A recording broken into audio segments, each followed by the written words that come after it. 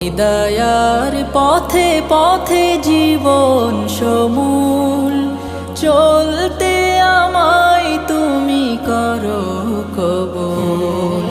হিদায়ার পথে পথে জীবন সমূল চলতে আমায় তুমি করো কবুল।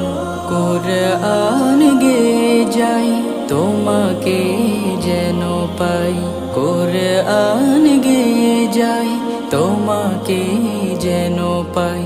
পথে চলি তোমারি আশায়, এত ভালোবাসো কেন মালিক আমায়, এত ভালোবাসো কেন